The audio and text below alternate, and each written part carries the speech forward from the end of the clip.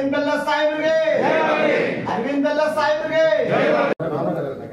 ಕೊಟ್ಟಿನ sir. ಈಗ ಒಂದು 10 ವರ್ಷ ಆದ್ರೂ ಪಾಲಿಕೆ ಅಧಿಕಾರಿಗಳು ಸಾಕಷ್ಟು ಬಾರಿ ಮನವಿ ಕೊಟ್ಟರು ಅದು ಸ್ಪಂದಿಸ್ತಿಲ್ಲ ಸರ್. ಏನು ಹೇಳ್ತಾ ಇದ್ದಾರೆ, ಆಯ್ತಾ ನಾವು ಬರೀ ಬಂದು ಪರಿಶೀಲನೆ ಮಾಡ್ತೀವಿ, ನಾವು ಏನದ ಸರ್ ಬೇಡಿಕೆಗಳು ನಮಗೆ ಓಡಾಡಲು ರಸ್ತೆ ಇರುವುದಿಲ್ಲ, ಕುಡಿಯಲು ನೀರಿನ ವ್ಯವಸ್ಥೆ ಇರೋದಿಲ್ಲ, ವಿದ್ಯುತ್ ಸೌಕರ್ಯ ಇರುವುದಿಲ್ಲ, ಮಹಾನಗರ ಪಾಲಿಕೆಯಿಂದ ಹಕ್ಕುಪತ್ರ ನೀಡಿದ್ದು ಅದನ್ನು ಖರೀದಿ ನೊಂದು ಮಾಡಿಕೊಡಬೇಕು.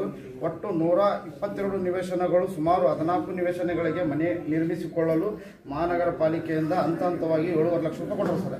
ಮತ್ತು ಏನಾಗಿದೆ ಸರ್, ಈಗ ಉಳಿದಂಥ 108 ನಿವೇಶನಗಳಿಗೆ ಮನೆ ಕಟ್ಟಲು ಅನುದಾನ ನೀಡಬೇಕಂತಂದು 5ನೇದು ಆಪ್ಷನ್ ಸರ್. ಆಮೇಲೆ 6ನೇದು ಸರ್, ನಿವೇಶನದಲ್ಲಿ ಒಳಚರಂಡಿಯನ್ನು ಪರಿಶೀಲನೆ ಮಾಡಿ ಸರಿಪಡಿಸಬೇಕು. ನಿವೇಶನದಲ್ಲಿ ಎಲ್ಲಾ ವಿದ್ಯುತ್ TC ಗಾರ್ಡನ್ ಒಳಗಡೆ ಅಳವಡಿಸಬೇಕು. ಅಂದ್ರೆ ಸರ್ ಏನಾಗೈತಿ, ಇವರು ಇರೋ ಒಂದು 10 ಫುಟ್ ರೋಡ್ ಅದಾವ ಸರ್, ಆ ರೋಡಿಗೆ TCಗಳು ಕುಂದಿಸ್ಬಿಟ್ರ ಸರ್.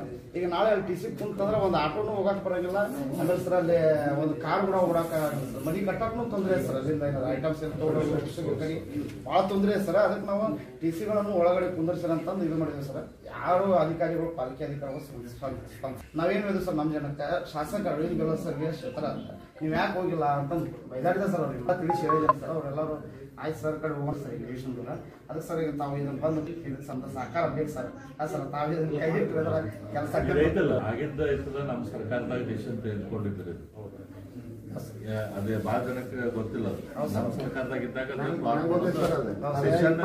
22 ಜನದ ಹಕ್ಕುಪತ್ರ ಕೊಟ್ಟಿದ್ದಿಲ್ಲ ಸರ್. ಅವ್ರ ವಿನಯ್ ಕುಲಕರ್ಣಿ ಅವರು ಜಗಳ ನಡೆದಿತ್ರಿ ಇಲ್ಲಿ.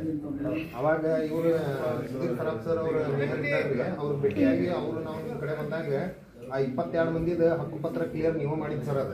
ಅದು ತಮ್ಮ ಸರ್ಕಾರದಿಂದ ಮತ್ತು ತಮ್ಮಿಂದ ಆಗಿದ್ದ ನನ್ನ ಗಮನಕ್ಕೆ ಐತಿ. ನಾ ಈಗ ಹರೀಶಿಗೆ ಅದನ್ನ ಹೇಳಿದೆ ಸರ್. ಮಾಡಿದ ಏನಾಗೈತೆ ಮಿಸ್ಗೈಡೆನ್ಸ್ ಮಾಡ್ಬಿಟ್ರೆ ನಾವು ಕಡೆ ಸಾಹೇಬ್ರ ಕಡೆ ಹೋಗೇ ಇಲ್ಲ ಅವ್ರು. ನಾನು ಬೈದಾಡಿದವ್ರಿಗೆ ನೀವು ಸಾಹೇಬ್ ಫಾಲೋ ಮಾಡಿ ಅಂತ ಎಲ್ಲ ಕೆಲಸ ತಾವು ಅಧಿವೇಶನ್ ಮುಗಿಲಿ ಸೆಪ್ಟೆಂಬರ್ದಾಗ ಅಲ್ಲಿ ಹೋಗೋಣ. ಹರೀಶ್ ಬರ್ರಿ ಮುಂದೆ ಬರ್ರಿ